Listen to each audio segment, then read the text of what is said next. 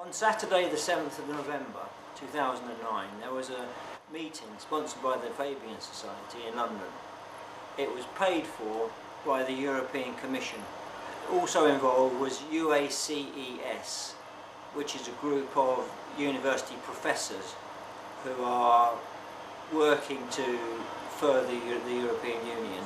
And also involved was an organisation called eSharp, which uses modern communications to further the agenda. Now, that meeting was talking about the Copenhagen Climate Conference, which is due in December, very, very shortly. And at that conference, they're hoping to get an agreement on carbon, or the production of carbon. It seems as if there's not going to be much chance of them getting the agreement, but it should be said, it's mentioned, that this environmental subject is the way that communism is being foisted onto the world. There was an interesting quotation from a gentleman called Karl Blois. He was the Moscow correspondent of an American communist paper. I think it was called the Moscow Daily World or the New York Daily World, I can't remember exactly what. But anyway, Blois was a friend of Mikhail Gorbachev, and Blois is quoted as saying that the environmental issue would bring far more people into the communist orbit than the peace movement ever did. It's very important that we state that the environmental issue is being used by communists, the Fabians, European Union, to promote their worldview, which is basically the removal of people's freedom and to a large extent the removal of people's property.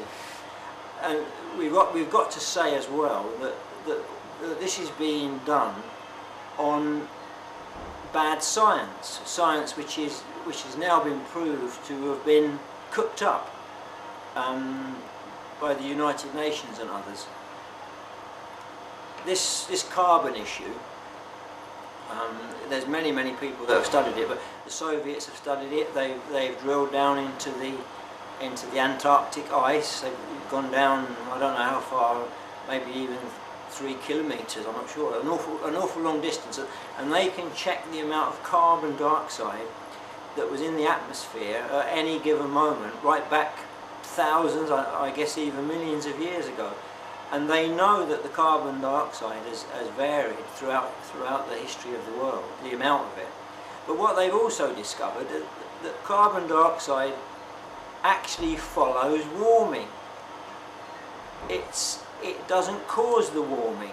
So people like Al Gore and his fellow travellers, the UN, the Fabian Society, the EU, they're basing their tactics on something which is patently false. I mean, it's phony. I mean, I was thinking of a gentleman, a scientist from the Pasteur Institute in Paris, and I can't remember his name now, but he's written about it. There's lots of things that are mentioned, for example, in Philip Foster's book, While the Earth Endures. He lays it out.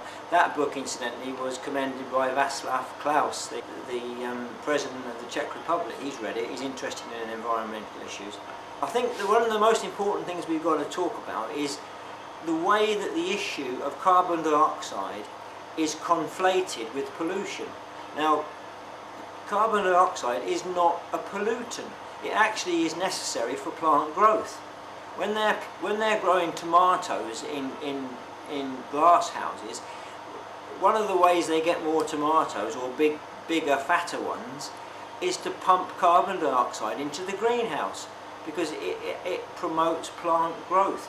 Now, what they're doing, they're conflating the production of carbon dioxide and the production of genuine pollutants, all these things like sulfur and all the horrible things that get pumped out of some industrial factories. It's two different things. Carbon dioxide is not, repeat, is not a pollutant. It is important to get these other things under control. Of course it is. It's very important. But the United Nations, the EU, the Fabians, all these organisations are basing their political aims on a lie, and I think that's very, very important to state that. There's plenty of information available on the internet. There's more and more and more of it coming out. Al Gore has got a conflict of interest.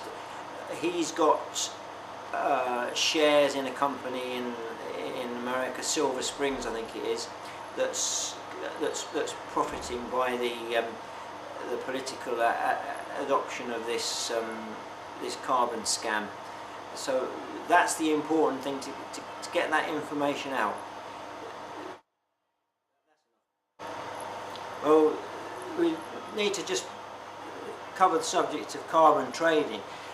That is a thing which is a very, very clever, involved subject, but it's a creation of carbon credits which can then be traded, and it's a fantastic thing really for making money, because it's a completely new financial instrument. That is one of the reasons why the City of London is so keen to support it. In the final analysis, the idea is to take money from the rich, the Western countries, and distribute it into the poor countries. That's the theory. Whether that is likely to happen to the benefit of the population of those countries, I would be very, very surprised.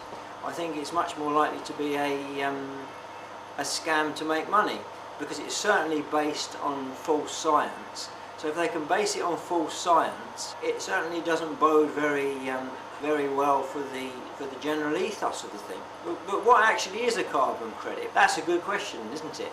In this scheme, carbon credits are issued to different countries, which is actually a license to produce carbon dioxide.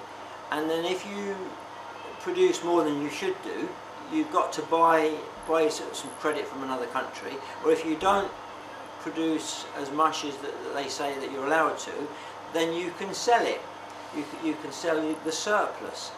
Now, the whole thing is spurious, because we're talking about something that isn't even a pollutant. The amount of carbon dioxide in the air has been far, far higher at different periods in the Earth's history. In any case, the Earth has a self-regulating system for the absorption of carbon dioxide. You can learn much more about this from, for example, from Philip Foster's book, While the Earth Endures. I won't purport to tell you all about it, because I'm not a scientist. It should be exposed. It's done in the name of environmental protection, but it's actually an attack on the human race, in actual fact. It's anti-human. People will suffer from it. In all countries, but they'll suffer more in poor countries. It's a diabolical plan, actually, and it's a Luciferian thing. Why is carbon trading anti-human? Well, one of the things that's going to happen if they get this scheme fully into place is that the amount of electricity countries in the world can produce is going to go down drastically. You cannot actually support the population of the Earth these days without electrical power, and if you're cutting the power, something's got to give. Therefore the population will have to go down. Now, yeah, they've got other plans about that. In actual fact, they've been working on that for many, many, many years to get the population down, but it all goes hand in hand. So this is an anti-human movement.